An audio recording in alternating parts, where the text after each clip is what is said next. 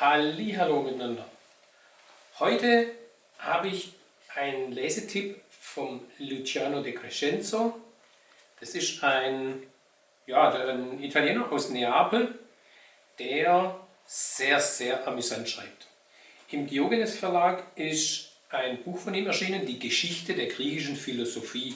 Hört sich jetzt komisch an, aber es ist wirklich sehr amüsant geschrieben. Und als Beispiel habe ich mal gleich einen von den Großen rausgesucht, der Aristoteles.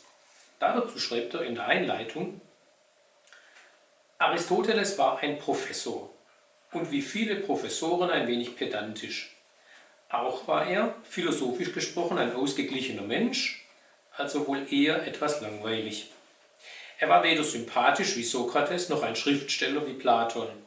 Ich habe alles versucht, ihn unterhaltsam vorzustellen, und er wird sich vielleicht gerade deshalb im Grabe rumdrehen. Aber ich bitte auch den Leser, nicht gleich bei der ersten Schwierigkeit aufzugeben und wenigstens eine kleine Anstrengung zu machen, ihn zu verstehen. Und zwar, was er ganz interessant darstellt, ist den Schluss, die Logik vom Aristoteles.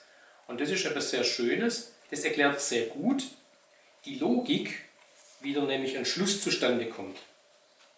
Da erklärt er jetzt den Schluss. Alle schwedischen Mädchen haben Beine.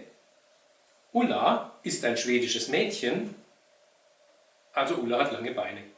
Dies ist der berühmte aristotelische Schluss, oder ehrlich gesagt, nicht gerade dieser ist es, aber er ähnelt ihm sehr. In Wirklichkeit, sagte Aristoteles, alle Menschen sind sterblich, Sokrates ist ein Mensch, also ist Sokrates sterblich.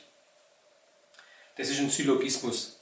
Aber, dann schreibt er natürlich weiter, als Kinder in Giacomo Sannazzaros Gymnasium haben wir uns einen Spaß daraus gemacht, unserem Philosophielehrer, d'Amore, damit bis zur Weißglut zu reizen, dass wir dauernd falsche Schlüsse erfanden. Am meisten haben wir über diesen gelacht. Sokrates pfeift, die Lokomotive pfeift, Sokrates ist eine Lokomotive. Dem armen d'Amore sank der Mut.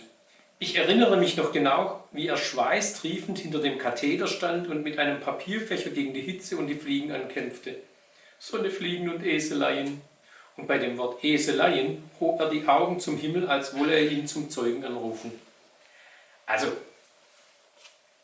da ist Philosophie wirklich sehr amüsant dargestellt.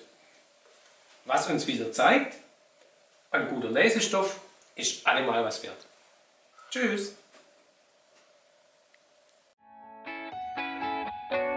Hey Leute, hat's euch gefallen? Dann guckt doch öfter mal in meinen Kanal rein oder auf meine Homepage, da hat's ein ganz nettes Programm. Bei uns ist nämlich etwas geboten.